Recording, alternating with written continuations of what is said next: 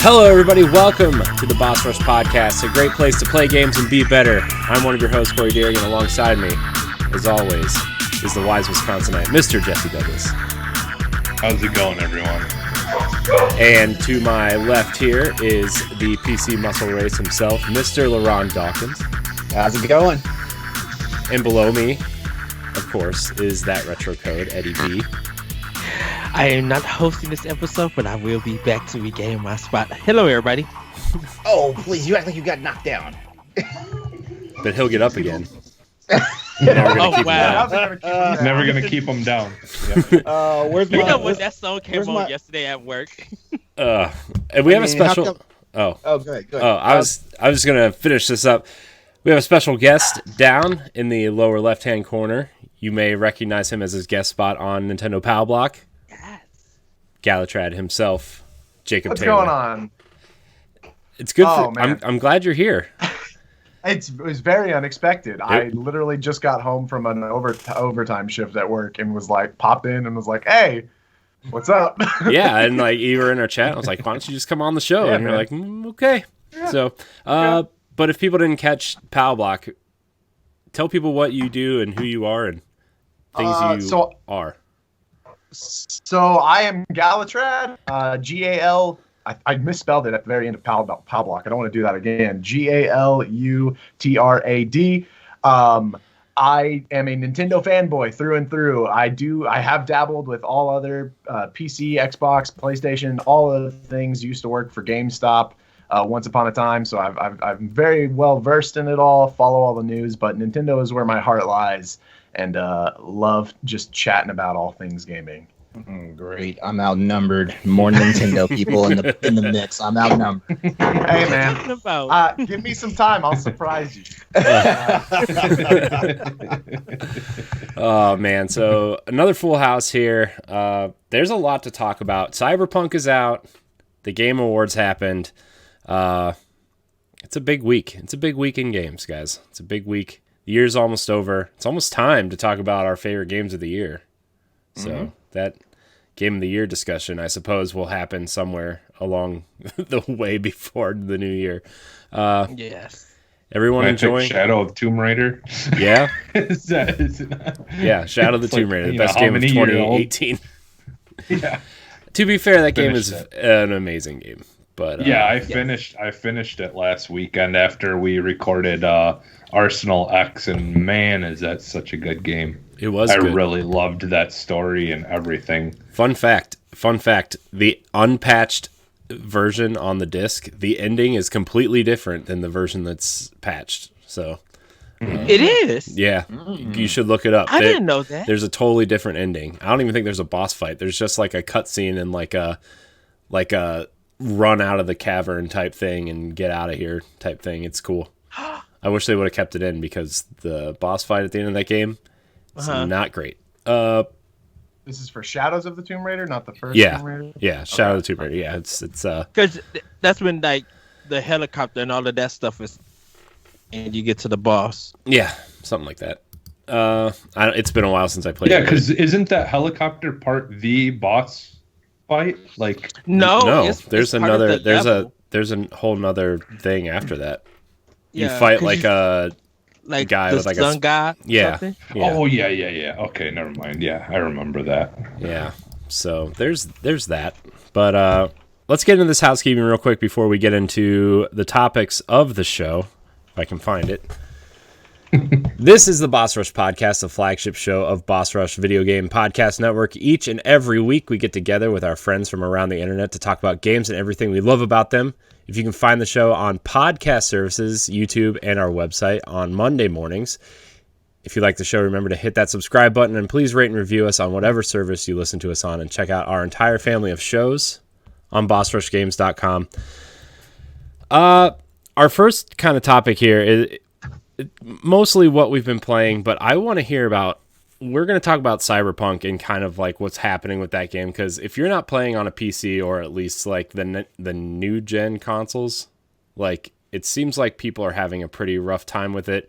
But LeRon, you're playing on PC, correct? You are playing arguably the best version of the game. It's not even arguably. Yeah. It is the best. Yeah, version, and I'm playing let's be with honest. outdated tech because I'm on a 10 series graphics card. I'm not on a 30 series graphics card. Scrub. So I don't even have ray tracing available to me right now, but I do have HDR. Scrub. Yeah, I know. Are you enjoying Cyberpunk? Because I've been like, I wasn't like interested in getting. I mean, I was interested in it, but I was like, maybe I'll wait for the next gen versions. Maybe I'll wait for it to go on sale or whatever. But the more and more I watch people play this game, I'm like, I really want to play it. I don't know if it's worth diving in today. I feel like I have so many different answers for this question. I have an answer that, if CD Projekt Red ever thought about like wanting to sponsor us and send us free stuff, like my answer might screw that. and my honest opinion, okay, first of all, well, here's a question I have for you. Do you enjoy first-person shooters? Yes. Because first-person shooters are not my thing, so it's a challenge for me. Ed saw it last night on my stream. It was like, man, sometimes I was capping them headshots, and other times it was like, man, I shot the window behind that dude while he was standing still. But yeah, so that was the challenge for me. I will say this: if you enjoy first-person shooters and stuff, and you kind of like another thing is like I like Cyberpunk stories, not Cyberpunk the game per se. I like Cyberpunk stuff. Like I'm a big Ghost in the Shell fan.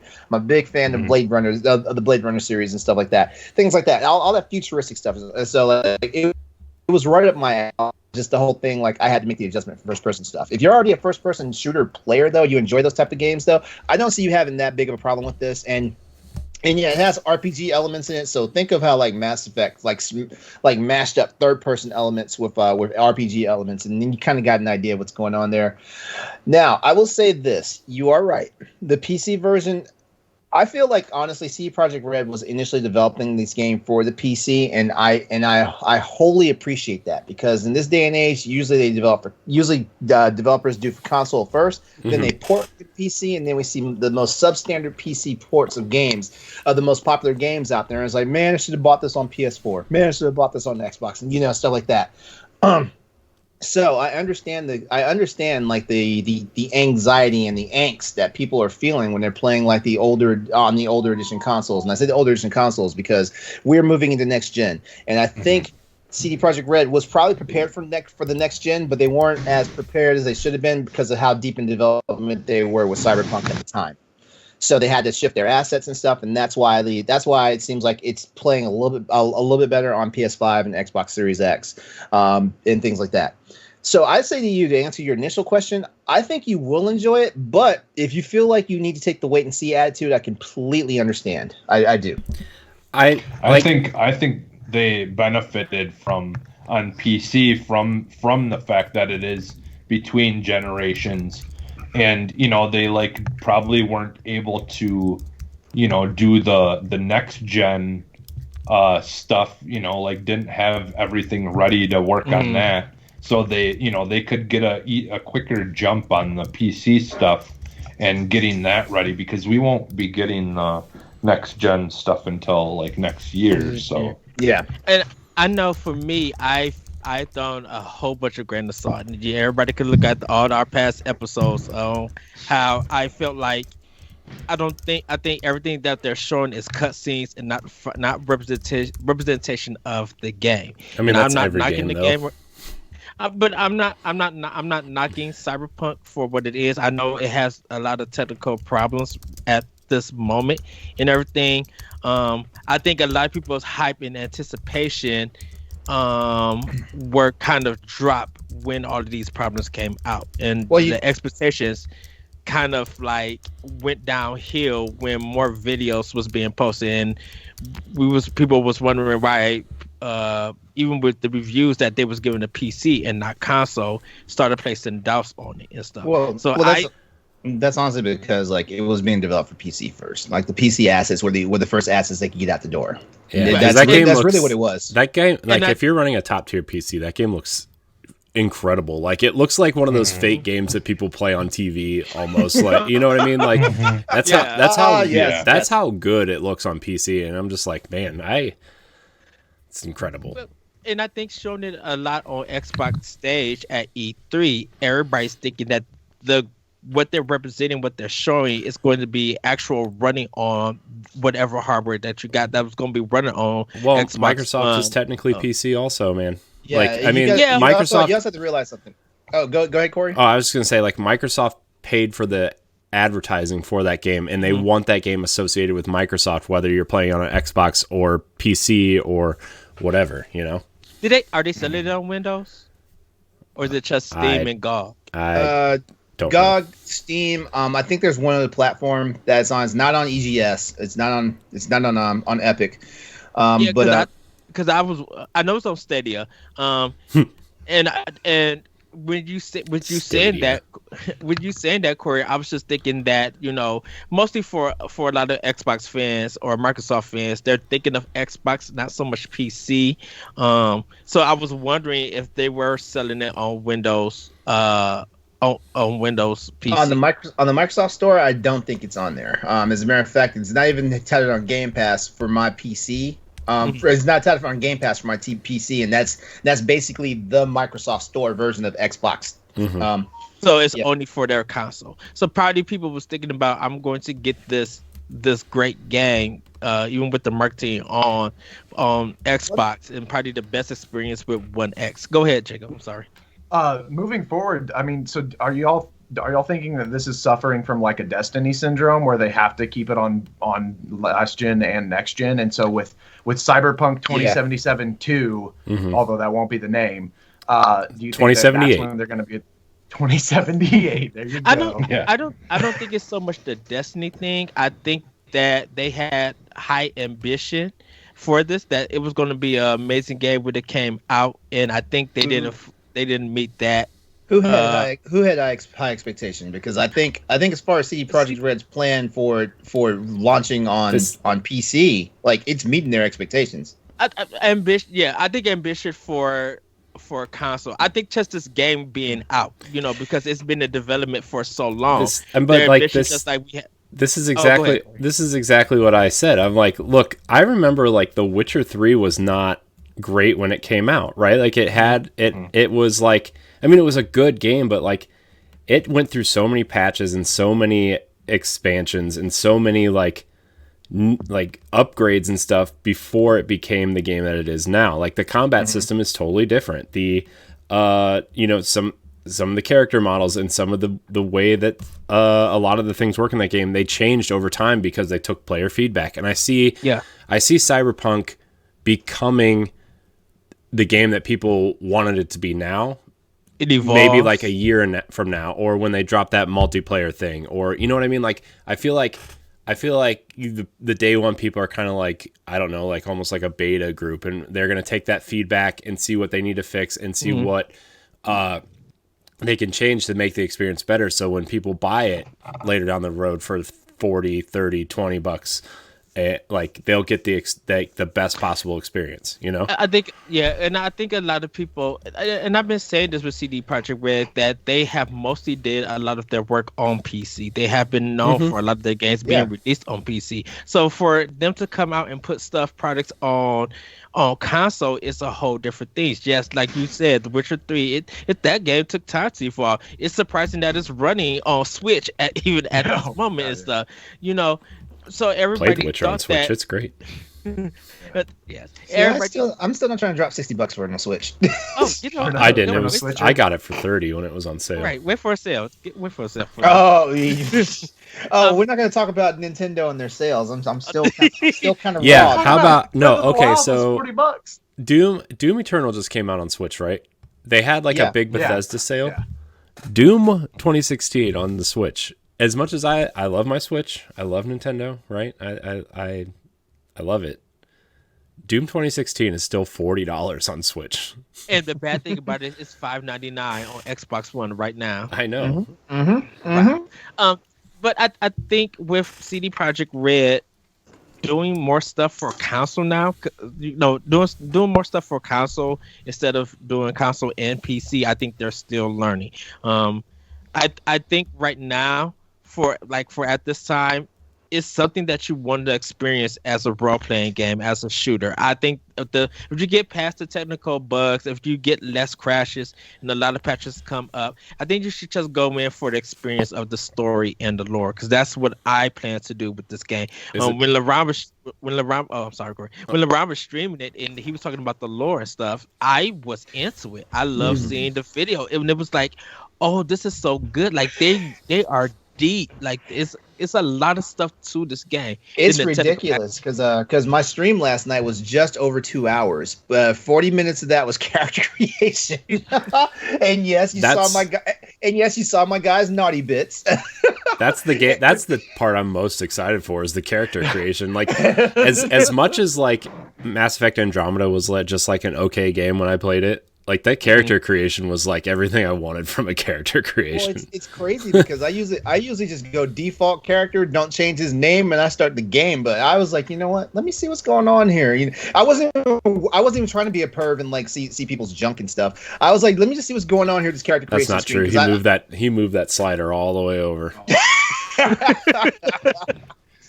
It's like in Saints Row. Oh yeah. I'm gonna need to duct tape that to my leg. Hey Jesse, I mentioned to LeRon in the chat while he was streaming, I was just like, man, Saints Row 3 got some of the best customization. Because man, I love that game and customizing. Like they just open it up with it. So, but yeah, I think. And then like another portion of the stream was I want to say what I spent 30 minutes reading everything I picked up in that game that stream last night. I have one question before we kind of like move on from this, but like, is it more like first person? Would it be like more like first person Mass Effect, or is this just like a better version of Fallout? I think it's first person Mass Effect in my opinion. Okay, because that's that would Deus Ex. That would really like sway actually Cyberpunk, in my opinion, because I actually said this on stream. Remember last night? I was like, this is like the successor to Deus Ex, in my opinion. I've heard like the podcast I listened to that kind of talked about it. They said that it was like Deus Ex meets Fallout, like basically. Because that would really sway my decision. Because like I don't really care for Fallout, but I do love Mass Effect and I liked Deus Ex. So like, would it be more towards the Mass Effect Deus Ex style, or it's less Fallout? I think when you start out, it's probably gonna feel like Mass Effect, and then when you later on, would you achieve more like powers and weapons and technical abilities, I think it's gonna fall into the Deus Ex mode. Yeah. Yeah. The only thing that really, from what I've heard and everything, that is really similar to Fallout is there is a lot of junk to fill your inventory. From dildos to whatever. You can just like there's so much junk that you can just pick up everywhere. Like it's just everywhere. Like in the Fallout games. Like just like those, you can trade that junk in for currency or whatever. Mm-hmm. So it's very similar in that way. But I feel like otherwise, other than like the bugs and stuff. That's the only thing it's like Fallout. I think I only encountered 2 bugs. There was one bug where I was something. Remember, Ed? I couldn't pick up something off the floor. Yeah. And there was by your room. And there was one other bug. Crap. What was it? I can't remember. It was something that was it kind of bugged me, but at the same time, it wasn't enough to like ruin my experience, and it didn't stop the gameplay. But there was one funny thing, right? Like we like. In the prologue, because like everything I played last night in the stream was just the prologue.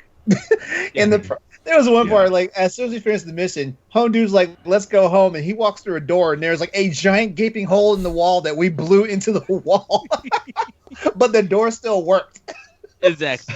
I will say everybody's calling this one on the consoles the Switch version of Cyberpunk, and I was just like the truth. Yeah, like on base Xbox One and PS4 is so clunky and slow and texture popping and stuff. You know what? As the PC guy here on the show, I'm gonna say this, and you know what? I'm saying this with maybe like 10% malice, but 90% love. I'm glad for a change. We got a game that plays better on the PC than it plays on the consoles, because I get tired of getting games for the console from the console that port to the PC, and it's like, man, I'll just wait for like the 20,000th patch and then finally play it. Yeah.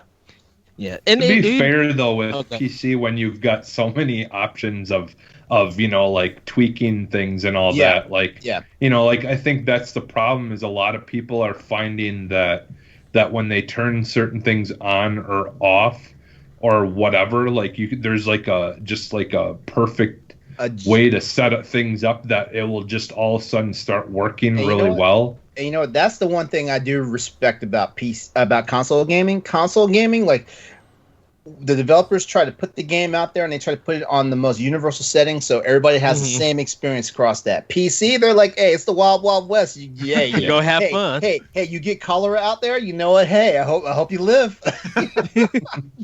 Oh man.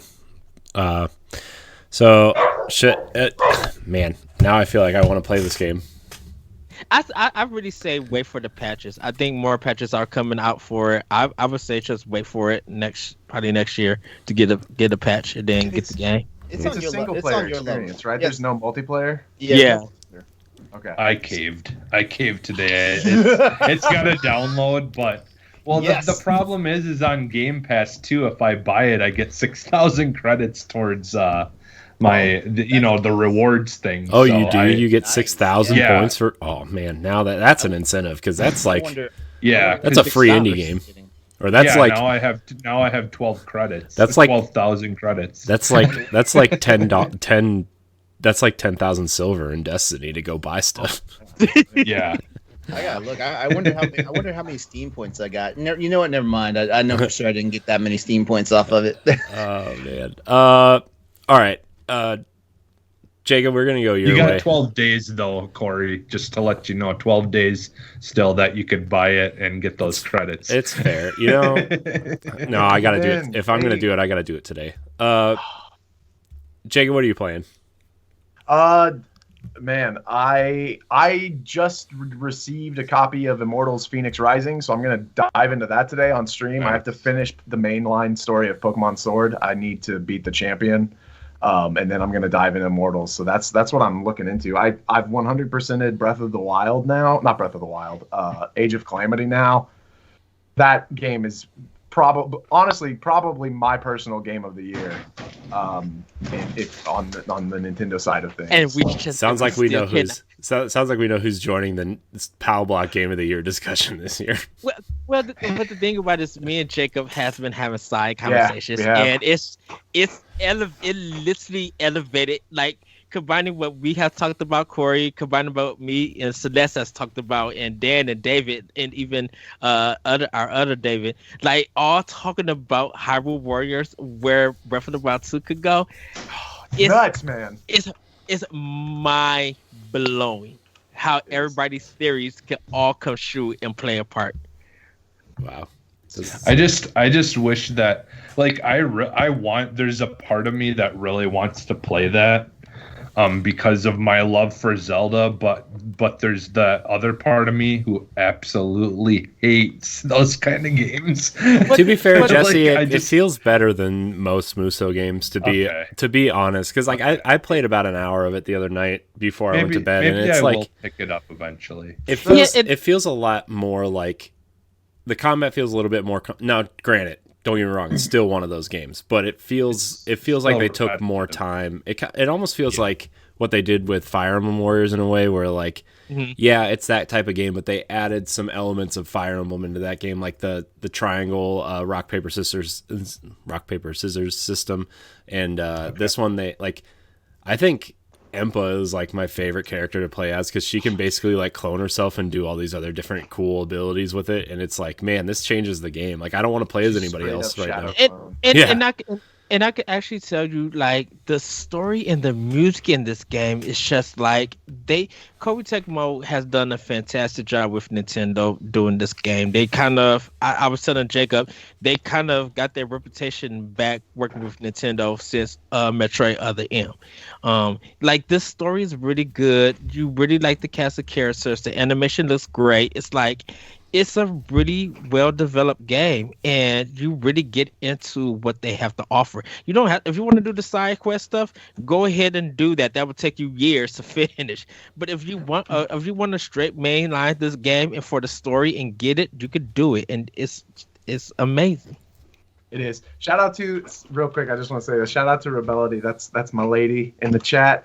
She pointed out, if you love Zelda in any form, it doesn't matter. This game is worth it. Like, it's the longest mission is like 22 minutes, 23 minutes long if you're like hustling and getting through it. So you never really hit a point where you're like, oh, I'm just slogging along, killing stuff, and I feel so tired of it. And they do a really good job of drip feeding you your combos so that you always have something new to do each mission. Right. Okay. Yeah, see that's really that's like, you know, sounds good to me, because that's the problem is too many times with those games, it's just like button mash, and you can just like feel like you know, it just feels like a button masher, and you know, or just a button pressing game where honestly, that's all you're doing, and you're not really. Link is really the only button masher. Yeah, like he's the only button masher so far. Okay. Link is very much like your typical, like, Dynasty Warriors. To me, the way they changed weapons, they all felt the same. It was just a different look to how they did it. But for this, each character feels totally different playing wise. And they all have. Go ahead. And I like the idea of being able to play as the Guardians or whatever, you know, the champions. The champions. Yeah. But story wise, this game knocks it out of the park. Like, and you don't expect it because it's a Warriors game, but it's so good. I love Impa, but you Bosa, that's the queen. She's my diva. I love her. Like, she could step on me at any time, and I'll be like, "Can I have another?" We're gonna move on though. I'm sorry. Jacob, what else are you playing? You playing anything? You pervert. No, I haven't been playing anything else. It's just that, like I said, Hyrule Warriors. I played a little bit of Animal Crossing. Oh, I played Smash. I played Smash Brothers because the man himself, the king of evil, Sephiroth, got announced. We might talk about that later, but oh my god. I played a ton of Smash yesterday and had a lot of fun with that. Playing with two of my best friends and some viewers in chat. It was a good time. That's I don't want to, you know, toot my own horn here, but I did predict Sephiroth coming to Smash about what when the second fighter pass was announced. I said, you can't have Cloud in a game without Sephiroth. Sephiroth is coming at some point this year. This is some old Nintendo pop like that we discussed this, Corey. Yeah. So I love the tweet going around right now that's like, Cloud and Sephiroth have never been in a game, and now you couldn't imagine 10 years ago they're finally in a game together. Someone did a video that Cloud and him disappeared from Kingdom Hearts, and now they ended up in Smash. Yeah. Yo, speaking of, Cloud is in Smash, Sephiroth is in Smash. Both of those characters are in Kingdom Hearts. We could have a great video of Sora coming into Smash Brothers. Look, like, Sora is like the one character I feel like would really fit, and I think won't happen because they also have to license stuff from Disney. Yeah, and that's gonna be the kicker that doesn't get Sora into Smash. And even though Nintendo and Disney do have a good relationship, unless they use a different Keyblade other than the yellow one or the basic one. Because they have different charms on them. Yeah. Like, you could use like the Oathkeeper. Oathkeeper, Oblivion. You could use Ultima Weapon. Yeah. Oh, they're gonna give him a Zelda Master Sword Keyblade or the right sword. Man, Jesse, we're talking about all the games. You get any of this, Jesse? Because I'm like Kingdom Hearts. I just checked out. I want LeRon to stream Kingdom Hearts all the way through. LeRon, I tried desperately getting into Kingdom Hearts, and it just did not click with me. Why Like you I, got- I love the characters, and I love Disney characters, and everything about that game screams that I should love it. But I just, Right. for whatever reason, I just could not get into it. see, Jacob, they keep walking away. They don't hear us say, please. The fools. I love Man. you, Tada. The You, Tada. No. Last thing about Disney, shout out to Figment in the back of Corey. Yes. I love Figment, I dude. love He's my Figment. dude. Did you hear that he might be getting his own animated movie Oh, with that's Dreamfinder? amazing. Yes, Oh. that'll be so good. Oh, See, that's what I want. I want animated shows about Kingdom Hearts. those characters. Yeah, Kingdom Hearts. I don't want a game. They can keep the game. People who like it can have it. But if you give me a show, I'd be all for it. just saying. Just- Man, Figment's the best. They can Figment have is- their Marvel universe. Like of Disney, and have that kind of stuff going on. Figment is the Marvel greatest verse. Disney character of all time. Nobody's ever going to change my mind. So Yes, yeah, I agree. Although I'm partial to Cheshire Cat myself. that's fair. That's fair. All right. Now that we've had our Disney talk. minute, Sorry. Jesse, are you playing anything fun, cool, neat? Yeah, I mean, kind of like I talked about earlier, like I did end up finishing Shadow of the Tomb Raider, and that was just such an amazing game. Like I don't know, I just loved like all the settings in that game, and and just the story and stuff was pretty great. And like I really liked that the whole idea of like you kind of working with this like tribe of people and stuff, and like it felt like the story felt a little bit more meaningful than the last two. I mean, she was obviously working with other people and stuff throughout those first two, but I feel like this one just had more of an interesting storyline for me. Like I liked the gameplay and the stories in the first two, but yeah, this one just was so much better in my opinion. Like I actually cared more about a lot of the characters. I actually did some of the side missions of like, doing things for people in the village and things like that, just because, like there was some kind of important side missions that you would do, like, like finding something for someone, or or for like a wedding. I think there was like one of them was you had to go get some things for something for a wedding or something like that. I don't remember, but it was kind of, like there was more interesting things outside of the main story that they gave you. So yeah, I was glad to finally finish that. And now, I'm not quite sure what I want to move on to finish next, either Dead Space 2 or possibly go finish finally Watch Dogs Legions. So, because both of those I have a pretty good start on. I also played a couple other games that were on Game Pass and stuff. I downloaded Haven, but I haven't played it yet. I know everyone loves that game. Like it sounds like a lot of people love that game, so I'm kind of looking forward to trying that. I can't remember the name of this one, but it was like onto something.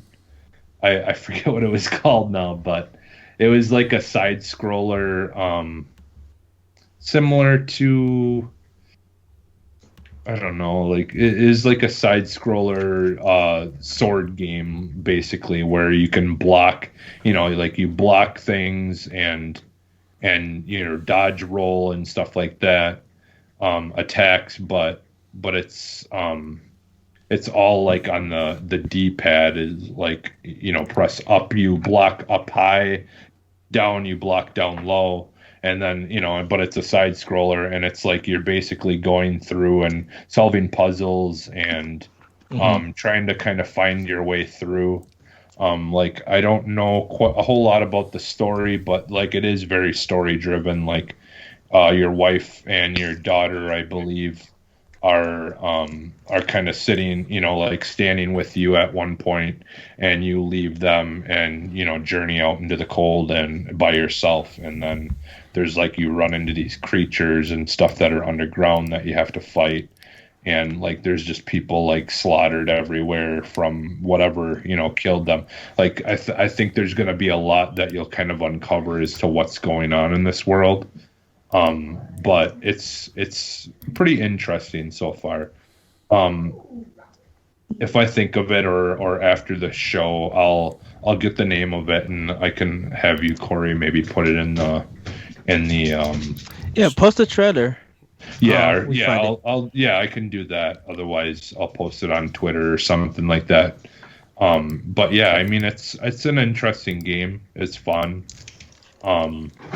But yeah, like I kind of jumped into Destiny 2 a little bit just to, all I ended up doing was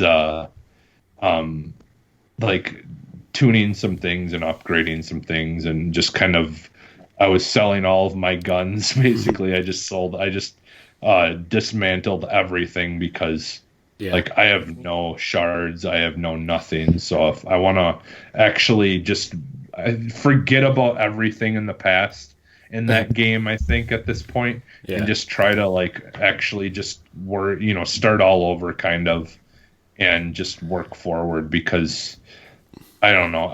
That's my problem, is I've always liked to hold on to crap. Mm-hmm. And in that game, like you basically can't do that if you want to get anywhere. You got to just keep on dismantling everything, no matter how good you may think it is. Just get rid of it, and hope that you get the same thing but better later. Yeah, so, I it's kind of hard for me to play it in that way, because that's just not against what I like to do normally. So yeah, I mean, for the most part, like I've been playing a lot of Destiny. Also, I finally ran the raid, but we'll get there later. It's like I don't know, man. This the 60 frames a second and 4K stuff, and just some of the graphical changes they made. Oh, it's just such a game changer. It's just a game changer. It's so. Yeah, it looks really nice. I want to actually play it at some point this weekend. But yeah, because like I said, all I did was jump in. I collected a couple of things, and I didn't actually get a chance to play it. So yeah, just really quick stuff. So yeah, but that's it pretty much for me. Ed, playing anything fun? So for Xbox, I picked up Tunic. And I got Cyberpunk downloading right now, so I'm waiting for that. But I'm going to be jumping into Ori 2 and Doom Eternal, so I'll get ready for the discussion. Welcome to the list of games Ed's going to play, not playing currently. And Beyond Light, I'm jumping in Wednesday. Dude, I had to work like this week. I had to work 6 days straight. So like any kind of holiday cards and stuff, that stuff is energy draining. For PS4, I'm going to be starting up Final Fantasy VII Remake. Can't wait to play that. But I am working on Marvel Spider-Man, getting through that story, so I'll complete that. Because I did the first one or Miles Morales. The first one. I never finished the Spider-Man one. I want to get ready to do Miles Morales to jump in. So I'm playing the first one, trying to get through that. For Switch, Breath of the Wild. So Ganon, Calamity Ganon. I finally got all the champions. Corey is being shady to me, so that's not true. Really? Yes, Eddie. Thank you for the last 4 years where you should have been in this part. I'm just like, oh my God, you rolled yourself under the bus, man. He didn't have to say anything. I didn't say anything. I was just sitting here. Everybody know that he has thrown shade. Every time I talk about something, he's like, Ed, you beat. Well, that game came out in March of 2017, did you beat it? And It came out in 2017. It's only been 3 years. I just almost bought the game, 4. I just bought the game 2 months ago, so I have not beaten it. I haven't even turned it on and preloaded it in my Switch. You bought it 2 months ago. You didn't buy it when it came out, like this guy. I've practically finished it like twice. Didn't it launch with the Switch? Yeah, that was like the big selling point of the console. But I didn't have a Switch when it came out, so I had the You Wii bought it U on Wii version, U. and but then I redid everything when I got the Switch. Ed, you might want to quit while you're at it. Did you at least sell it for the Wii U for like a lot of money? No, I still have my Wii U copy sealed. I wonder how much that's worth. Yeah, I would imagine that. $60. No, yeah, I know. I still got my Wii U in games and Breath of the Wild. I actually got all of them still. Wind Waker, Twilight, and Breath of the Wild for my Wii U. But yeah, did some Smash with David, and then was playing around with David. I think I'm gonna learn Terry Bogard. I think I'm gonna main him along with Ryu and Samus. Those three. I love straight hand melee fighters. Everybody else would use a sword fighter. Dan is like destructive with Cloud, and I'm scared to fight him with Sephiroth. But that's pretty much what I have been playing. Finished Professor Layton on Switch, or Control and the Millionaire's Conspiracy Deluxe Edition. I finished that. I'm going to be jumping into Rune Factory 4 a little bit later, and Pikmin 3. But yeah, that's pretty much all the stuff that I'm playing at the moment, and I'm getting ready to play. So I still need Pikmin 3. I want to play that game. Yeah, I think there's a list of Switch games that I need to get yet.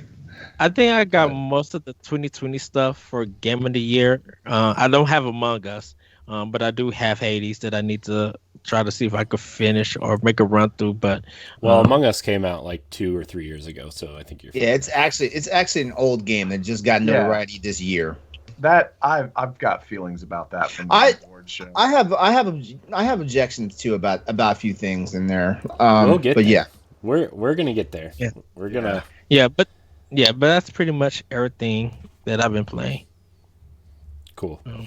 Well, I'll make mine real quick because we got some stuff to go through. I mean, I've been playing Destiny. I ran through the Deep Stone Crypt with Josh and Colonel Panic and our journalists and my friend Mitch and their friend Cheeks, and we made it through. We beat it. Can't wait to do it again on Tuesday or whatever day they want to invite me back if they want. Maybe not. Maybe I'm just a bad raider. I don't know. Josh is in the chat. I'm sure he'll let me know. I talked a little bit about it on Tower Casuals last week. I want to run through it again because I'm not sure really how I feel about it amongst the other raids in Destiny. I don't think it's that good. I don't think it opens very strong, but I do think the second encounter in particular and the final boss battle are great encounters. The third encounter, I was kind of like confused and just like shooting stuff and making sure like I just didn't die because like, you know, I think one of the things that really helps in Destiny is like not dying. So trying to get better at that. Sure. But I just feel like that first the opening kind of pike race is I didn't really feel like it opened that strong. I think there's a lot of other raids that open stronger, but I really like after thinking about it and talking about it on Tower Casuals and thinking about it since then, I'm like that final boss battle is really cool. Like this is definitely one of the most accessible raids, definitely one of the easiest raids to get into if you have never raided before. And I think maybe that's part of what I've been kind of conflicted about is like, well, I remember when we were raiding in Destiny 1, like every week, like 3 times a week, doing the hard mode of the raid and like the challenge there. And like, this isn't a particularly challenging raid, but it is a good raid to get people into a raid that's never done it before and learn like simpler raid mechanics and maybe go on to try the harder raids later.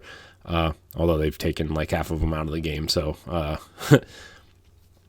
don't know. I really enjoy the raids in Destiny. I feel like they're the best part of the game that not a lot of people get to experience. And, I love going in there with like 6 of your friends, going out, doing the mechanics of each encounter, and coming out and being like, yes, we did it, and like getting the equipment, getting the gear, getting the guns.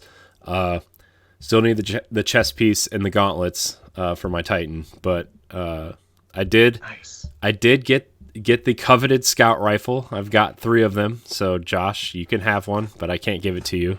He's run the raid like 15 times and has not gotten the scout rifle, which is what he wants really bad. So, wow, and you've gotten it 3 times. Yeah, I got it out of 3 different chests. Yeah.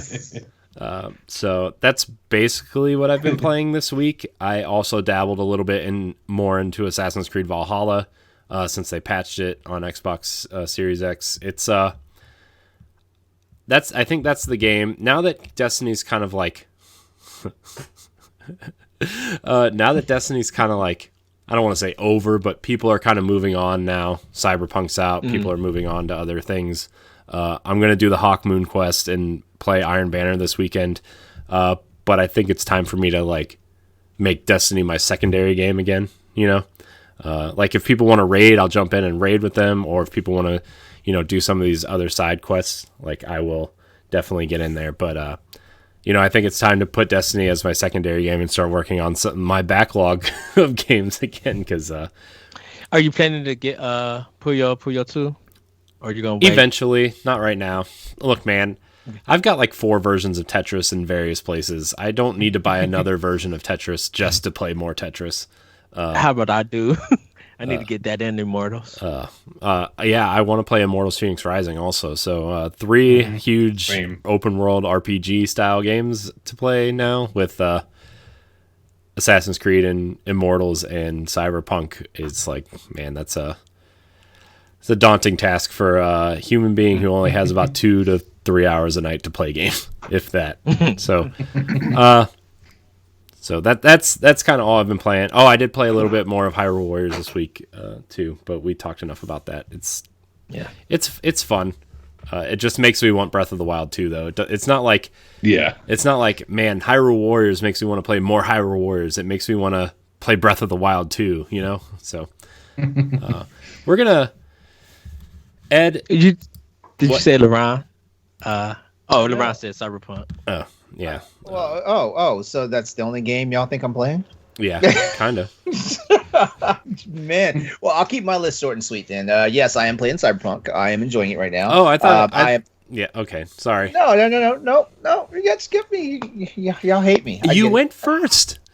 We talked about Cyberpunk. Well, you asked me about Cyberpunk. I didn't know this was the gaming get down.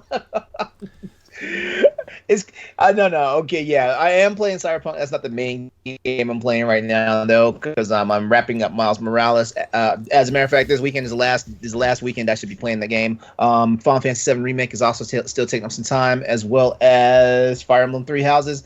And Corey, you'll be happy because I picked up the Valkyria Chronicles 4, the complete edition off the store. It dropped half off on sale, so I got that whole thing. When? Great. That's a great game. Before last weekend. That's a wonderful game. It's on Game Pass, isn't it? Is it on Game Pass? I don't know. 4 only, I think.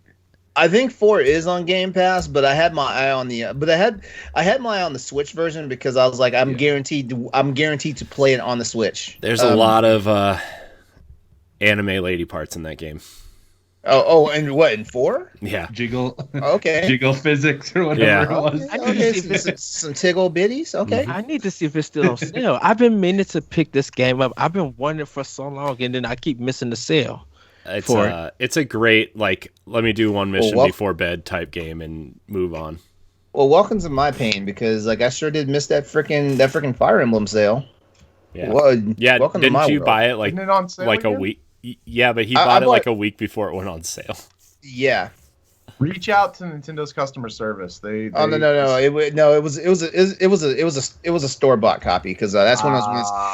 Okay. There's certain games I feel like they have to be physical copies on Switch. There's just certain games, and Fire Emblem was one of them.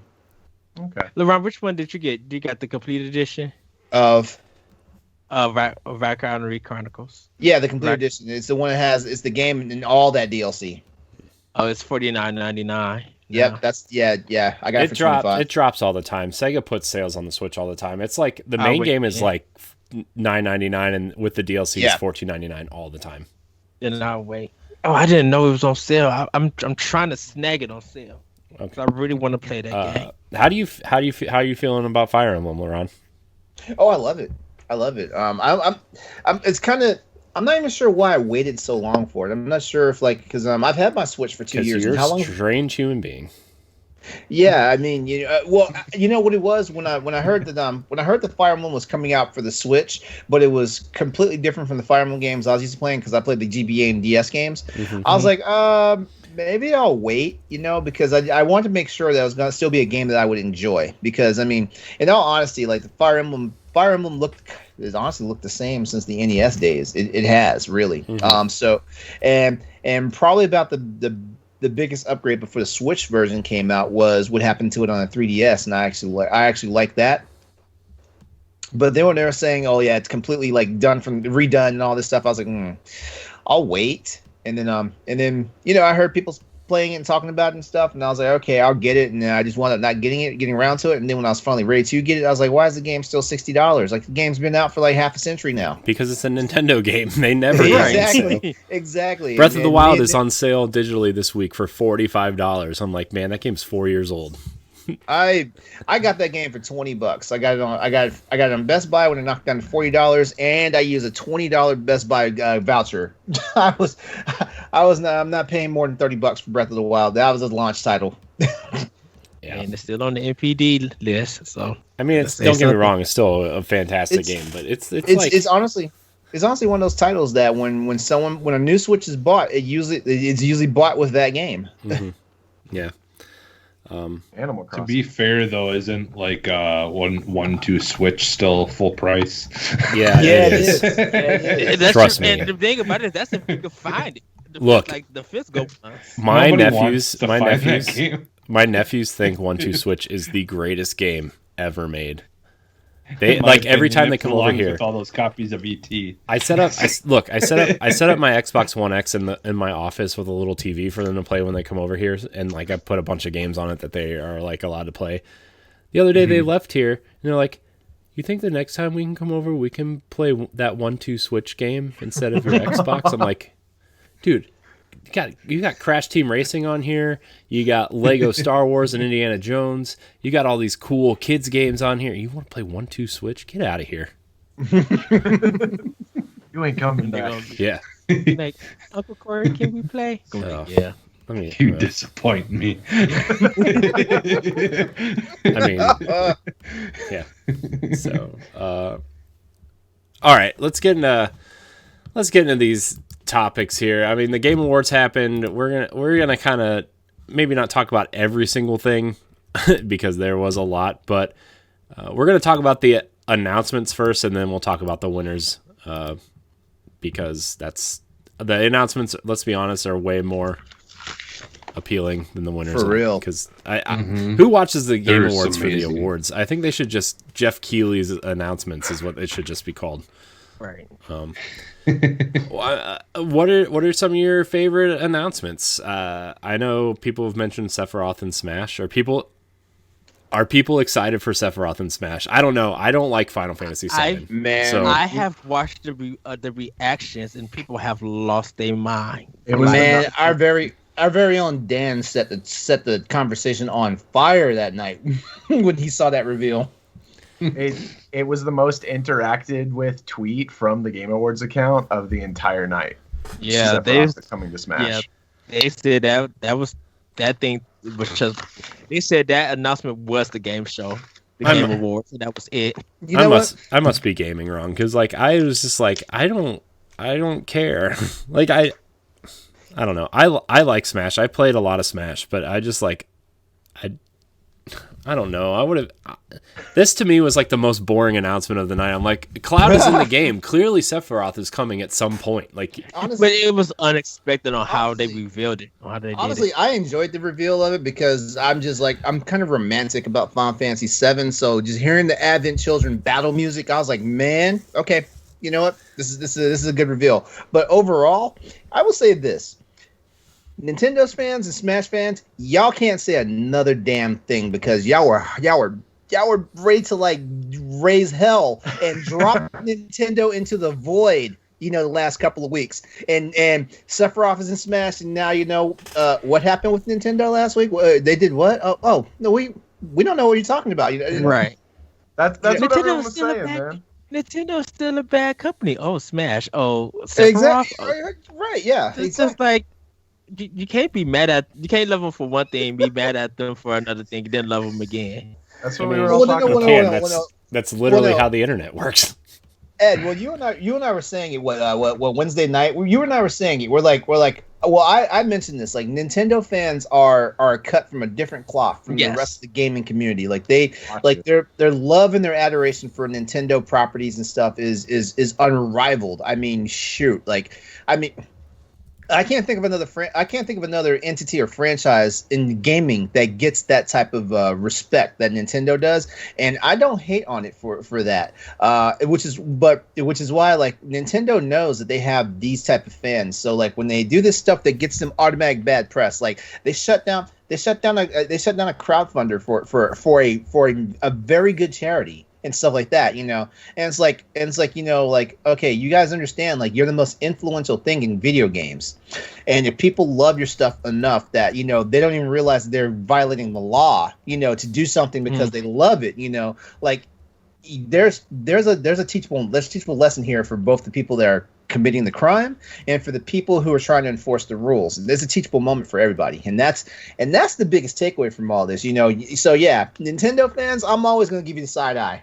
You know, because you talk out of one side of your mouth, and then you got your hands behind your back doing something with your wallet. So you know, and the thing, and I think people know that even though that you could be mad at Nintendo, you're always going to use their products to get some kind of recognition or something, you know, to be like, I'm to show your love and appreciation. And I keep saying, I don't know why I keep saying it, but I'm just like, I wish that Sony and Microsoft was still getting this love and appreciation with their products, for a lot of their IPs, because the closest Sony gets is Kratos and Ratchet and Clank.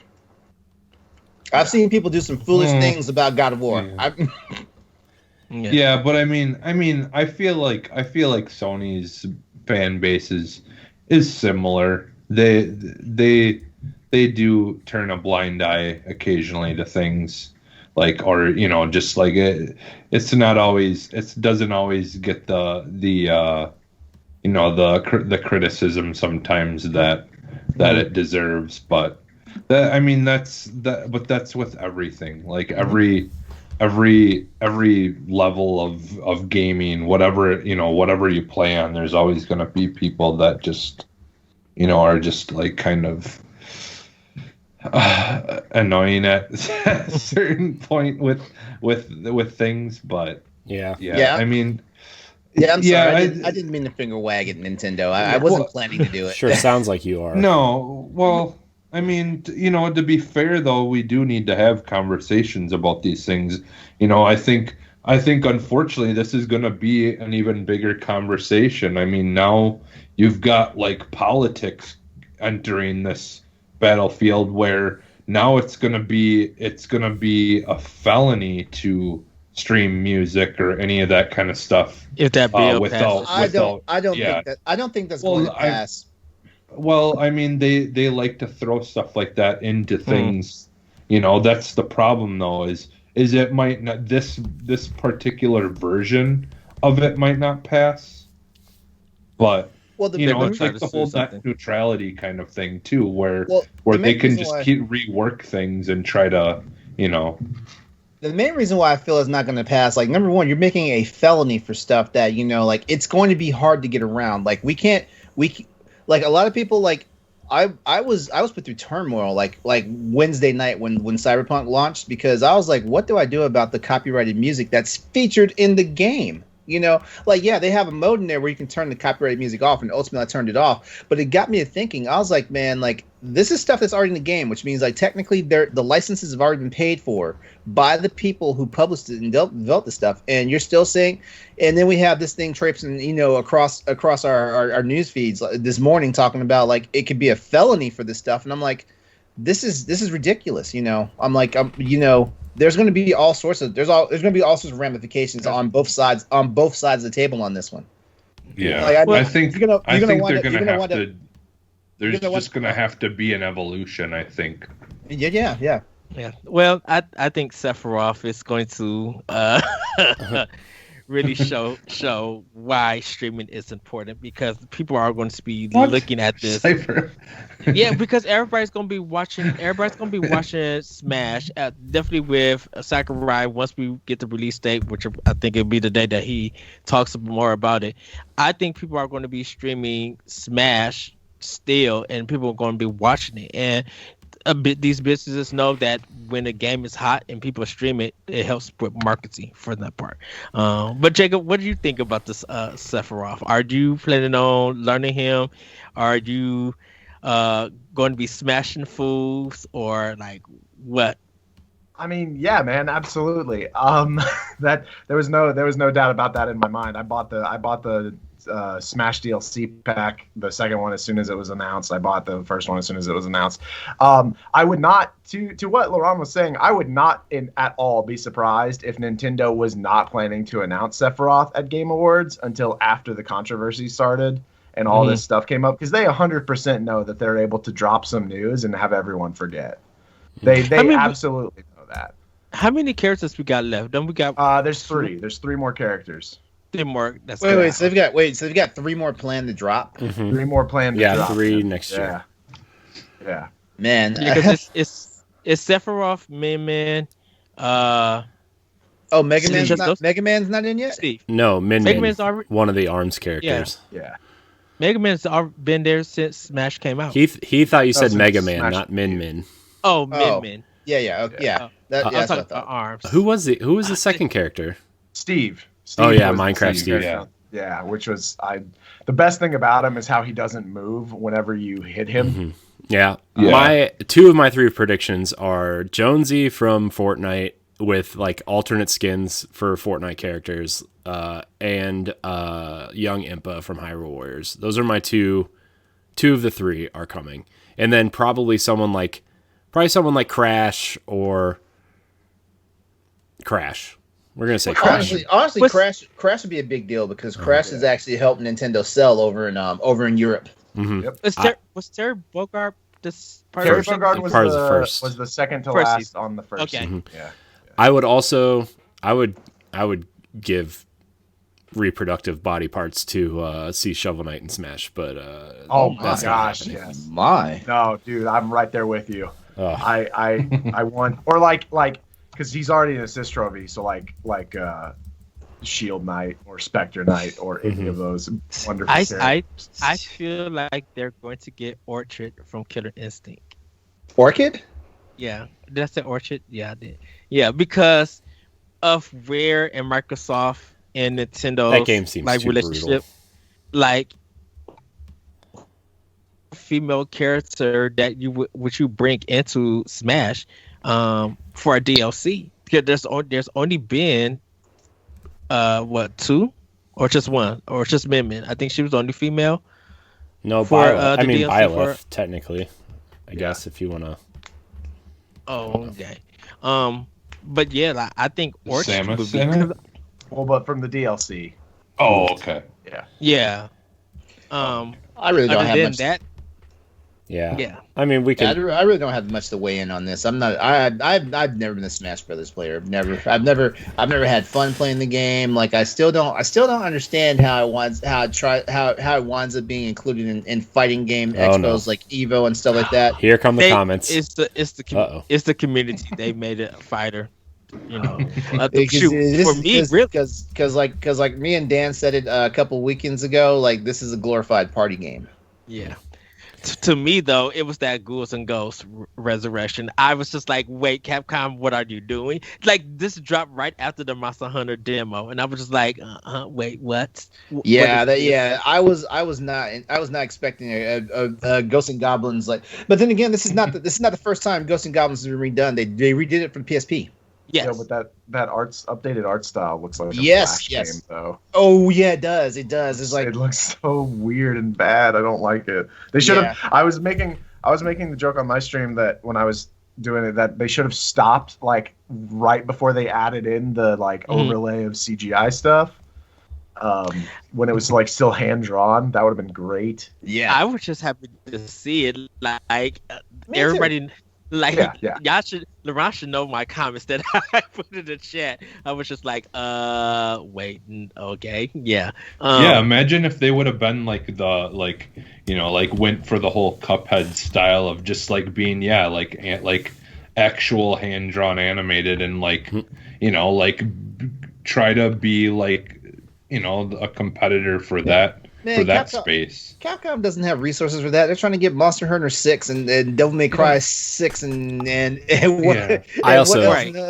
Street Fighter 6 and I also think a whole bunch of sixes, right? Speaking of Smash, I also think a Monster Hunter character as a matter of fact, has a great chance of dropping in the spring when Monster Hunter Rise comes out. Oh yes, please. For the next DLC. Monster Hunter. If a Monster character shows up, that would be awesome. Yes, I'm guessing one will show up in Fortnite too. I would get back in Fortnite for that. Wait, because a Monster Hunter in Fortnite? How? Well, because they have right Chief now, and Kratos and the Mandalorian and Marvel Fortnite characters and Batman and. Oh, so you mean they're just trying to get like anything that's like the hot commodity as far as properties? Okay. No, specifically hunters. I feel like that's the whole thing. Is what's happening right now is.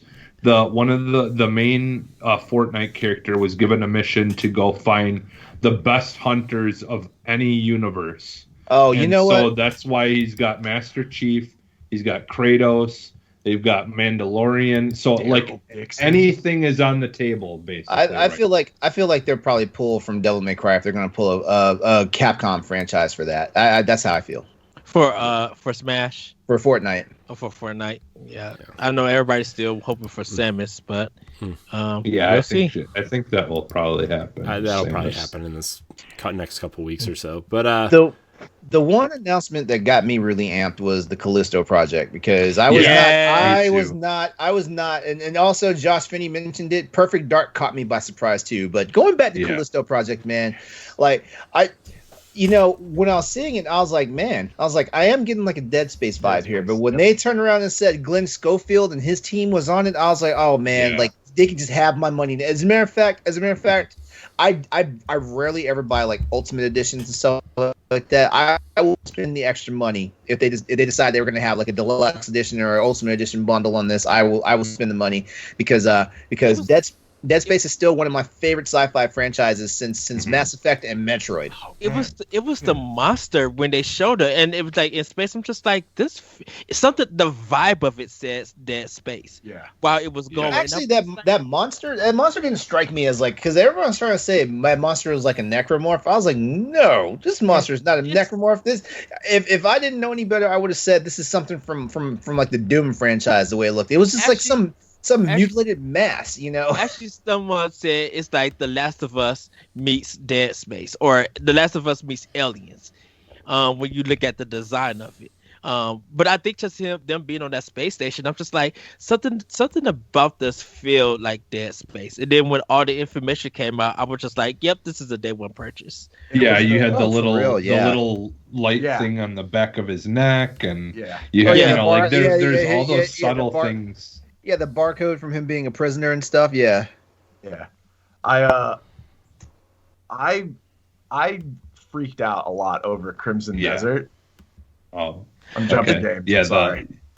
No. The only problem is though, like they could have done a lot better with that trailer. I mean, it looks good. It looks good when they're walking through their environments, but when the gameplay happens and all the stuttering, it's like wow, like you couldn't get a build that was running past 20 frames. Oh man, but it's so early on in the build. Oh, I know, I know. But you know what? I appreciate it though. Here's the one thing I always say: I appreciate a gameplay trailer more than I'll ever appreciate an actual like trailer spot. I appreciate those, but I was like, come on, guys, like, come on, like, because I understand. I understand though. What was that first? I think it was like the first game that they announced where they showed cutscenes and then they switched over to gameplay. Oh, I know what I know what Dead. you were. Something. Oh god, I can't. Is it Was it Evil the West? No, not Evil Dead. It was Dead for Dead. something. Back for Blood? Back for Blood. Back for Blood. Okay. Yeah, not Yeah, Dead that's for Blood. it's the predecessor to the Left 4 Dead games. That Yeah. game, Is that game by Valve or is it a different? No, it's Turtle Rock. That's Turtle the original. That's the original studio that did the original Left 4 Dead, and they wound up having bad blood. They wound up having bad blood with Valve for the way they handled the Why Left 4 did Dead Turtle- franchise. Why does that name sound familiar? They to me? did Evolve at launch. That's of last okay. gen. That's what I was. Yeah. wondering. Okay. Yeah, because they tried to go off and do their own thing, and do something different from what they had been known for. But yeah, like and it's like I still to this day, it is a shame that game didn't do well because it had phenomenal things to it, like the levels that you played in and the characters and everything about that game was great, but for whatever reason, it just did not all come together very well. But I think Wait, are we talking about Left 4 Dead? no, No, for Evolve. Evolve. Oh, Evolve. Yeah. Because I mean, it had so many great things about it that ultimately, like everyone basically jumped on and started cloning. I mean, you had like the Friday the 13th games and like all these games that have become massive now, like massive PC games. I feel like that game just hit at the wrong time. Yeah, it was like before its time, ultimately. Yeah. Because now everyone loves those kind of games. Yeah. it's almost. Oh, go ahead. I was just gonna say it's almost like it's like the Among Us thing where it's like you've got the one trader, except for the trader is a very giant monster that's awesome to watch move around. Yeah. Yeah. Yeah. For me, I think the two biggest things were Perfect Dark. I thought that trailer was cool, but that game's got to be at least 2 years out. Like, I mean, they're still hiring over at the Initiative. I was a little surprised to see that it was going to be a first-person game. I thought it was going to be like a third-person stealth action kind of. I thought they were going to take it in a totally new direction. Can I ask you guys a question? Do you think? I'm still going to ask it. Do you think that Rare can't do their own games anymore, like Perfect Dark? And they don't Killer want Instinct? to. I think they're just focused on Sea of Thieves and Everwild. Do you think they're just like the party game studio now? No, they just Everwild they is just wanna actually Everwild make is like new a stuff. third-person action RPG. Okay. I Because think it it's was just they want to make new stuff. New stuff. They've done all that stuff already. Yeah, they're done with it. I mean, they want to move on, evolve, let someone else do it if they want to. Yeah, I mean, Well, it was just- Microsoft doesn't. Microsoft technically has those IPs, so they can have another studio do those, Studio right? do That's why the Initiative's that's- doing Perfect Dark, and I think that's a great That's why. first project. Oh. And I'm not knocking Rare or anything. It was just this is like the second of their IP that Microsoft has gave to another studio. So I was just wondering, is like a lot of Rare's IPs are Microsoft's IPs now. I mean, if they ever sold Rare, those IPs go with Rare. Like that's part of the agreement. But like those are while Microsoft owns Rare, those are Microsoft's IPs. They can do whatever they want with them. So they could give it to any of the studio. Yeah. So that's what I was just wondering, because it just feels like with Rare, I thought, like even when Killer Instinct they had someone else do it, I was just like, I thought this was a Rare game. And then with Perfect Dark, I'm just like, I thought this was a Rare game. Like I thought Rare would still maintain these and be able to make new games from them. And I just think like Microsoft wants to make these IP flourish, and if Rare, like they've had no, Rare has obviously had no issues with people using quote unquote their IP to do other, like look at Battletoads, right? I mean, Rare oversaw the project, but they had a third party developer do that for them, right? Like, you know what I mean? Like and I think that's where the initiative comes in, is like, we need a big brand that people are nostalgic for, but could still be a powerhouse in this industry if we do it right. The initiative is their brand new studio. They want to do something crazy, huge, and Perfect Dark is going to, walk that line, I feel like, or at least they're going to try to walk that line of nostalgia versus quadruple A product of today. I could see, I mean, I know this isn't going to happen. I don't think it's going to go this way, but I could almost see Perfect Dark theoretically being something in the vein of what Cyberpunk's trying to do, like an open world first-person action RPG, not in terms of like superpowers or anything or augmenting yourself, but I mean like it could be like an open world first-person action RPG with a lot of first-person shooter influences and making decisions as a secret agent. I would almost say like maybe what Alpha Protocol tried to do back in the day, like make you really feel like a secret agent doing these, like using RPG elements to upgrade your character in specific ways. And I think Perfect Dark could totally do that. But clearly this game is a way off. The trailer was cool. Yeah, I didn't know what still gave me Hitman. It still gave me Hitman vibes though of the whole like every like where they were doing the whole targeting and like searching on like of every person in the room kind of thing, and like because I could see them definitely doing like it being like their Splinter Cell mixed with like Hitman type kind of game, like where it's very story driven, but there's a little bit more openness, like a Hitman game to each kind of area, like which would be very similar to like a Watch Dogs Legions or Cyberpunk, much more like Cyberpunk though, like you said, where it's more story driven. And the initiative was announced. Was it 2018 or last year? No, it was like 2017, I think, when they bought all those studios. Yeah. Yeah, it was quite a few years ago. So they've probably been working on this game until... Yeah. Partially. They've still been hiring people for stuff, but I'm sure they do have like a base... Like, they have like a base core of people that have been kind of trying to get something started. Yeah. But the other game, and LeRon, I think I want to talk to you about it specifically, is Mass Effect being shown. Yes. This game is clearly a sequel to both the trilogy and Andromeda. I feel like this game is going to take place, way in the future. That was Liara, right? Looking for relics of the old. Yeah. Apparently that was Liara to Sony. Yeah. So like the Asari lived to be slightly over 1,000 years old. So so she could be probably approaching 700, 800 years old in this game by then. Yeah. Because the Andromeda Initiative, if I remember the lore correctly, it took them over 200 years to get to the Andromeda Galaxy. 250 years, I think, after the events of Mass Effect 2. Yeah. So. Yeah.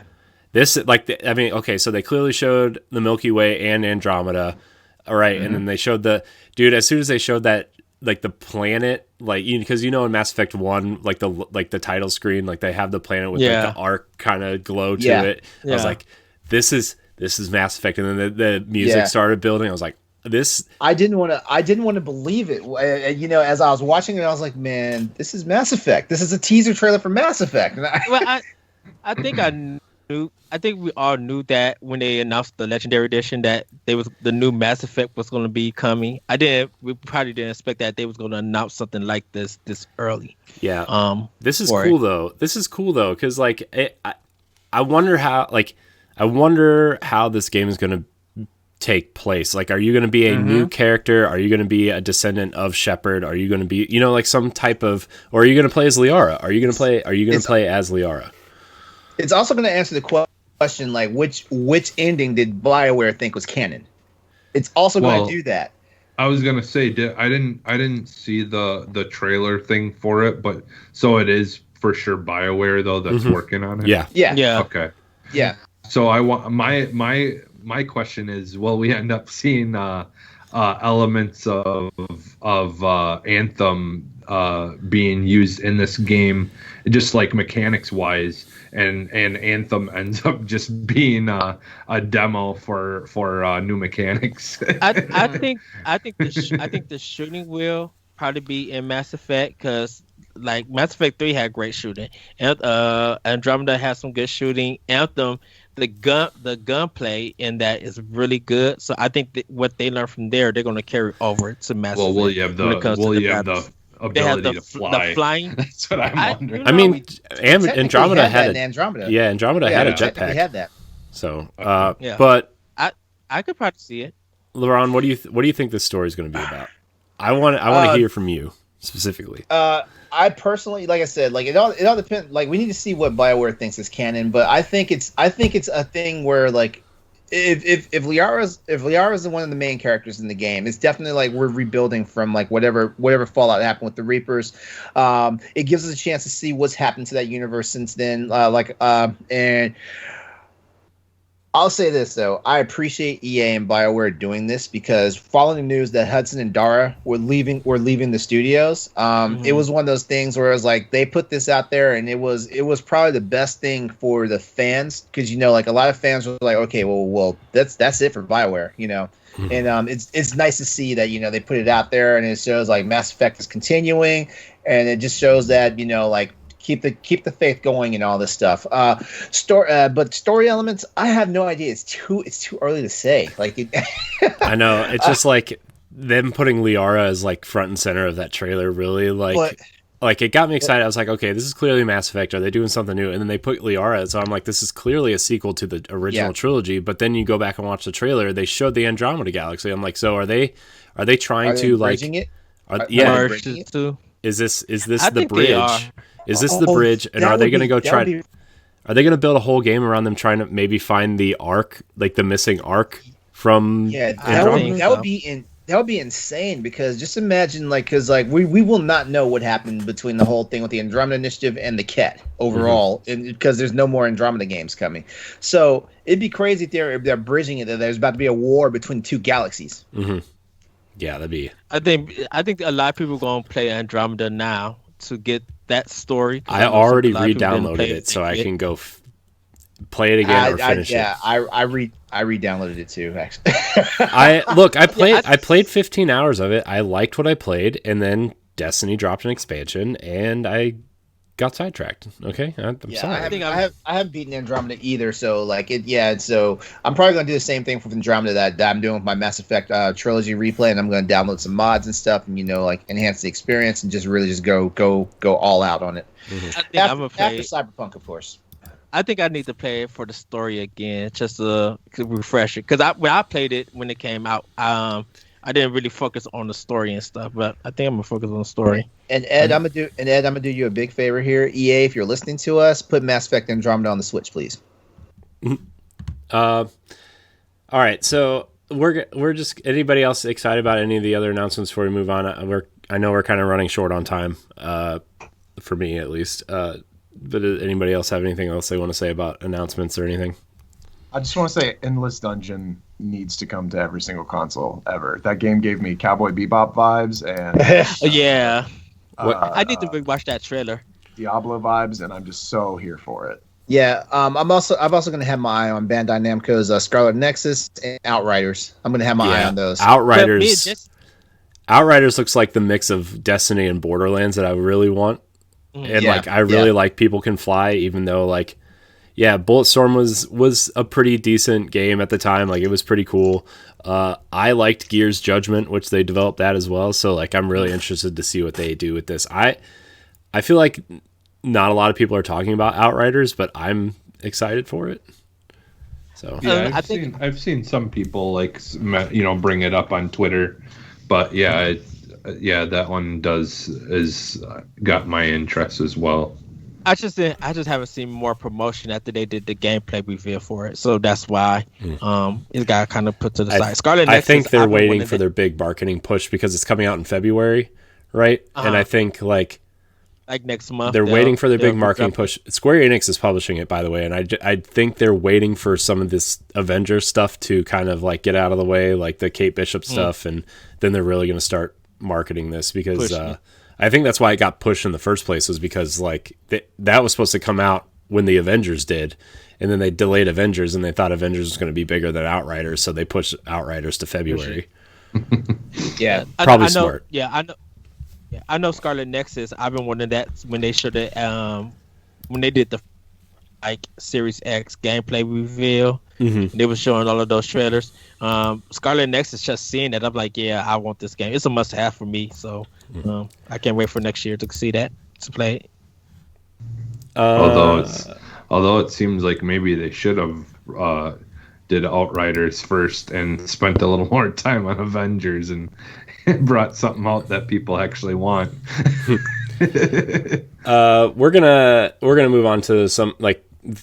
Does anybody care about the game? Like talking about the winners of the Game Awards? I mean, because a lot of the really winners, and some of them I really didn't agree with. All right, then we're gonna pick this last topic Ed has here. Then is this? I guess Steam is adding a not safe for work section of their store. Ed? Oh, Yes. I had heard about that. Yes, because Steam sells AO games, and I think they're curating that. Like, okay, this is AO content. If you guys like these games, we made it straight for you for easier access, to easier purchase and stuff. I'm just surprised that Steam is doing it, because we know that AO games is a rating here in America, but there's not a lot of games that support that rating. So to see Steam do that, it's just like, oh, that's interesting, you know. You have to. They have animated saloon doors that you got to go through to get to. Oh, that makes sense. Wow. Oh, And man. yeah, and I don't know if this is gonna open up a lot of hentai style games for Steam, but we shall see. I think it's just interesting to see them do that and see what happens in 21 if games with AO content, if that becomes a big thing. If it's not just for sex and everything, is it going to be for more mature stuff that surpasses M-rated stuff to make it like it's almost NC-17 in a sense, Well, like compared to rating. Or like just the ultra violent games, or the games that deal with thing like what was it, that Call of Duty game, but you could opt out of the mission where you walk through the airport. Yeah. Oh, Call of yeah. Duty, Games like that I could see going into this category. Obviously, everyone goes towards the very clear idea of what the category is, but there's a lot of other things that people could start getting in. Game developers could start getting into a lot more adult themes in the terms of like violence and just what your character might be dealing with, trauma, things like that. Yeah, like that Columbine game or whatever. Yeah. Like stuff like that like, you know, is just the kind Columbine, of, the Columbine RPG, yeah. Hatred and stuff like that. Yeah. Oh man, there's a strange new world out there. Remember when you just had to go behind the curtain at the video store and just hide? Now it's just out there. It's just all out there. Oh. Cyberpunk letting you Yeah. even have a slider to see it. You know, somebody said this the other day on Twitter, by the way, going back to Cyberpunk, and I think Josh brought it up on Tower Casuals when we were talking about it a little bit. That like if you make it if you make it the smallest it can be, you get a like a aggression buff. That's great. Wow. You get a big truck, a jacked up truck too. Yeah.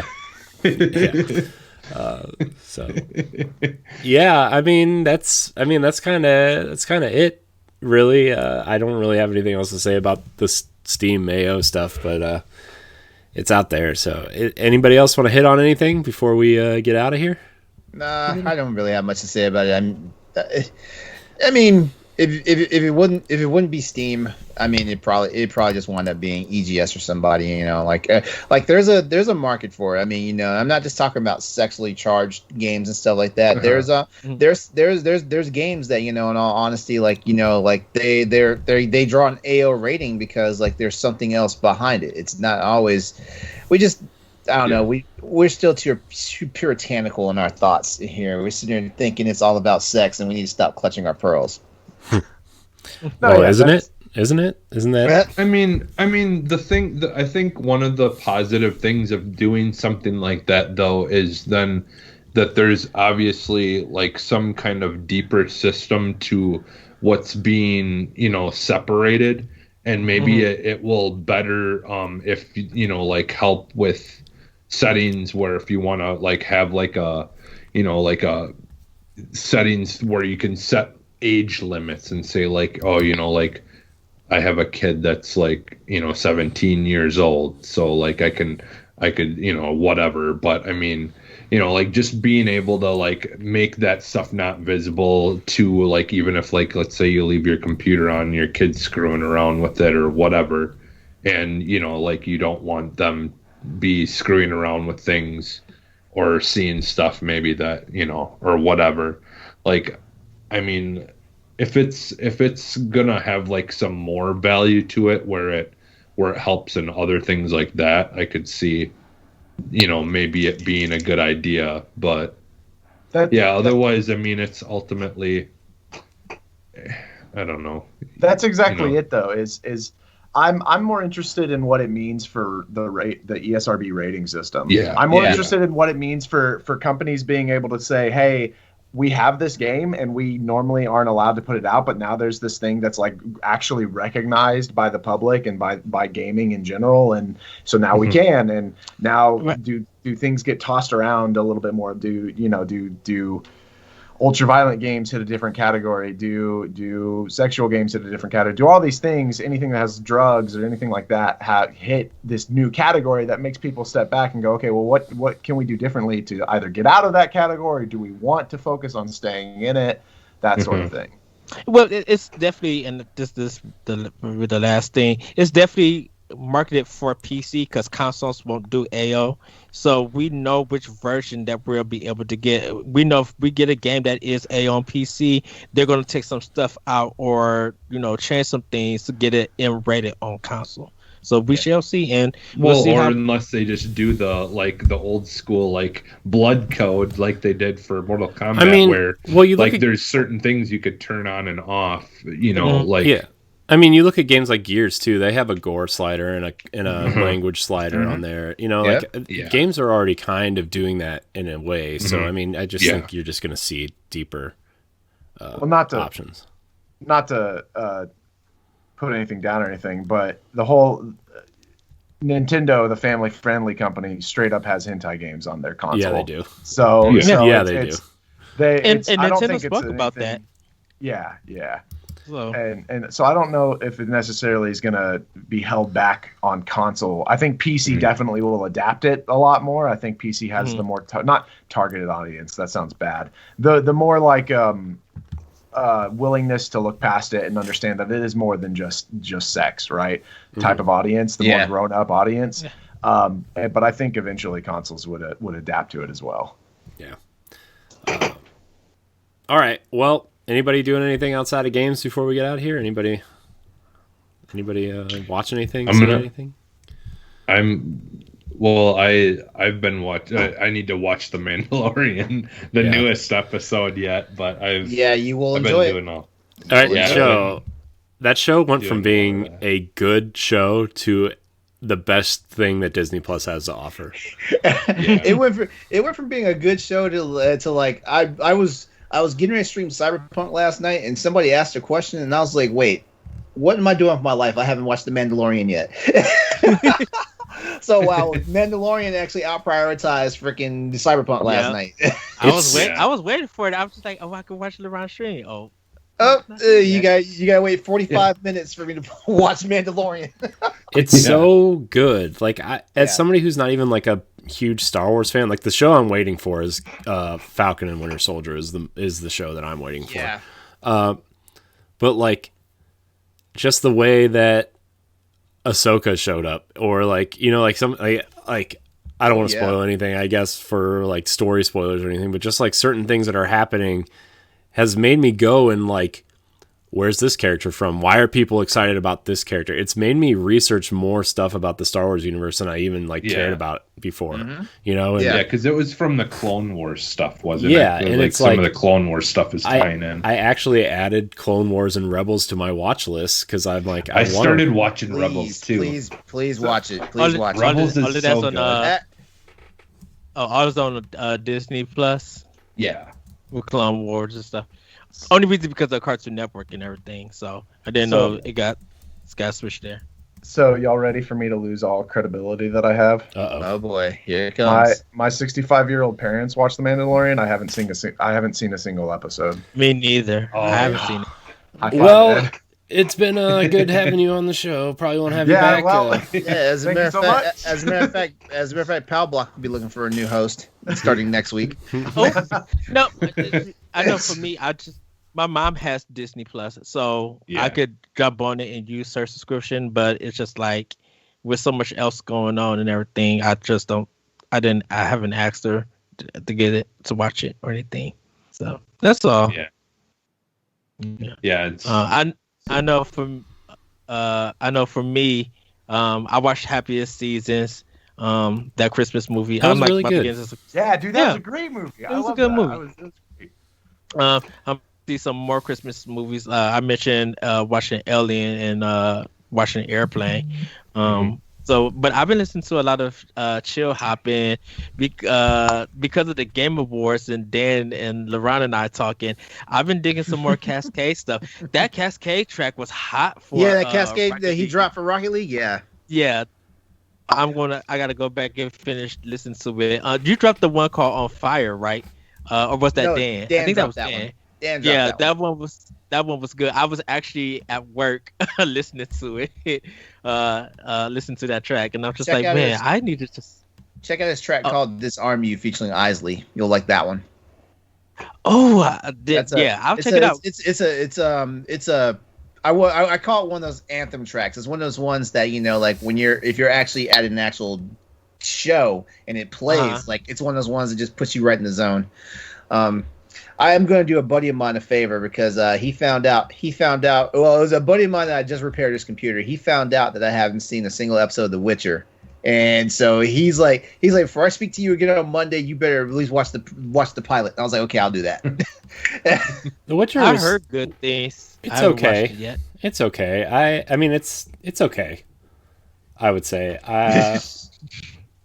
I mean, that's all I can really say about it. It's okay. Okay. I can't wait for that new season of Castlevania, though. That last season was good. Oh man, yes, I'm so hyped for that. That would be amazing.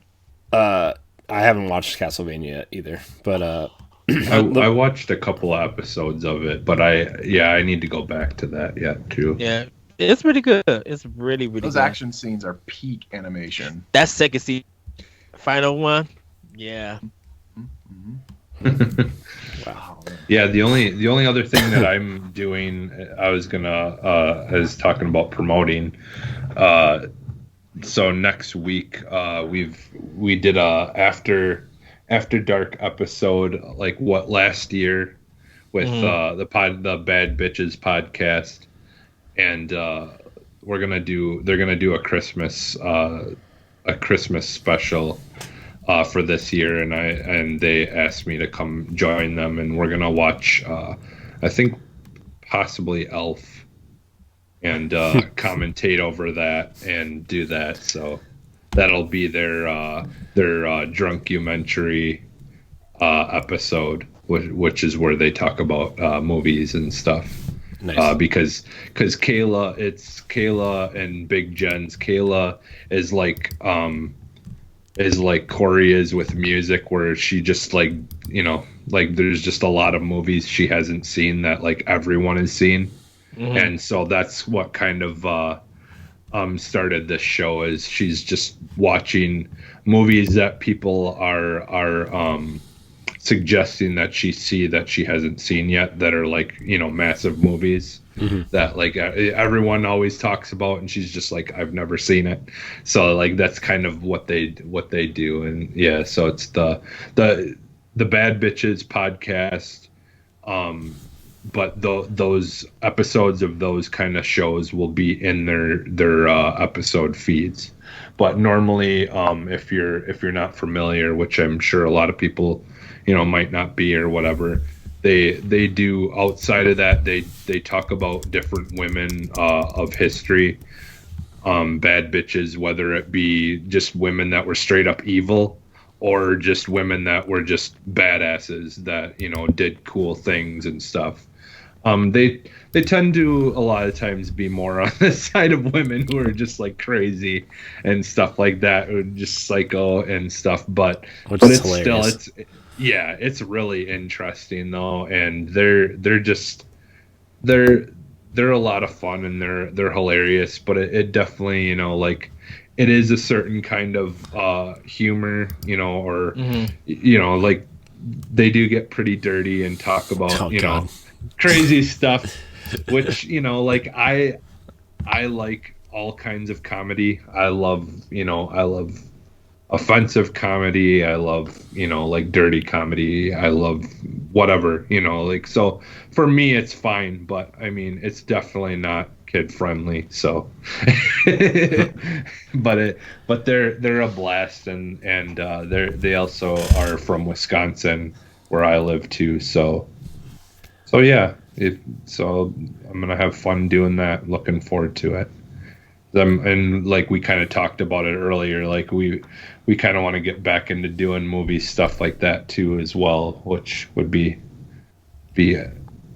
welcomed by me for sure. Yeah. Well, I think that's gonna wrap the show. I want to thank everybody for watching live on Twitch today.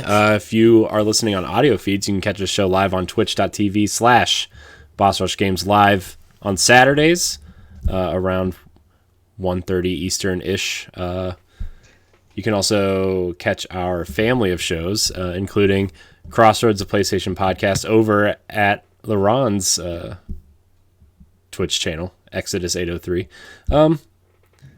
Jacob, thank you for joining us today. Yeah, man. Really appreciate you. You want to remind everybody where to find you?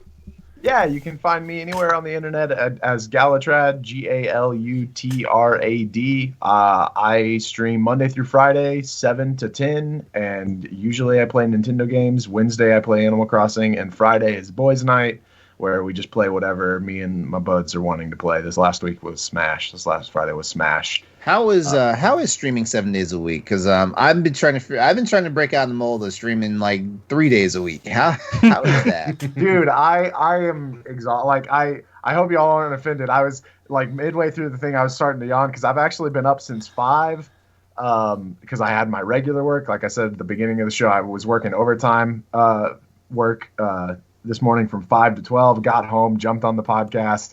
But man, it's so much work, dude. I'm so tired all the time. Don't worry, man. I yawn all the time too. I get up early. I get up early for work, and then usually we don't record until like it's my bedtime. So I'm one of those people. Anytime I'm sitting down, I yawn a lot. It's not even because I'm tired. It's just because I'm in that position. Yeah. Oh yeah. I didn't want to be like, oh, y'all are so boring. No, we all yawn. We get it. I already messaged Corey. I was like that dude's offending me right now. Like he can't stop yawning when I'm trying to talk. Let me read this. It says, LeRon says, this dude is offending me by yawning. Please kick him out of the call. All right, so this has been fun. Well, thank you for joining us. It was cool. It was fun, spur of the moment thing. So you like I said, I messaged you about the Pow Block episode. You can join us anytime you want on anything. And yeah, you're awesome. Go follow him. Go find his stuff. Thank you. Y'all are all super cool too, man. It's great having just more friends to talk gaming with and just all sorts of things. So yeah, we do enough of that on here. So and I wanna jump. just real quick, I want to jump into some Destiny. I played a ton of Destiny 1. I want to try and jump into Destiny 2 with you. I play a little bit with my friends as well, but I'm not. Are you playing on Xbox? I'm playing on PC, unfortunately. Not able to crossplay right now. I know they were trying to bring that. It's coming early next year. Okay, all right. But that'll give me time to level up though, because like I just started Destiny 2 on PC, but I put like 3,000 hours into Destiny 1. Yeah, so. I mean, I put most of that into, so it was close. Man, Destiny 1, what a dude. You were mentioning raids, and I was like, oh, I remember killing Atheon. Yeah, my favorite raid is still King's Fall. King's Fall is. Nothing's going to beat that for me, I don't think. So unless like the Witch Queen is going to bring some epic form of that style of raid back, but we can chat about Destiny. Yeah, dude. Ed, where can we find you? You guys can find me on Twitter at that Pressure Code. You can check out Nintendo Pod Block, Recap, Talk the Walk, Bosh Rush Podcast, Optional Opinion on SoundCloud, and other podcast apps. And yeah, you guys can follow me on Twitter and on Twitch at the Lyrical One. LeRon, where can we find you? You can catch me on social media with under my tag Exodus803. That's EXODUS803. That's also my gamer handle. So Steam, PlayStation Network, yada yada yada yada. And yes, next week on Crossroads, next week will be our. We don't know what we're talking about just yet. We're still playing that one, but we'll have a week off for Christmas week, and then we'll be back for the year-end wrap the week after. So exciting times. Be on the lookout for that. Yeah. Jesse, where can we find you? You can find me almost everywhere as Phantom NXS.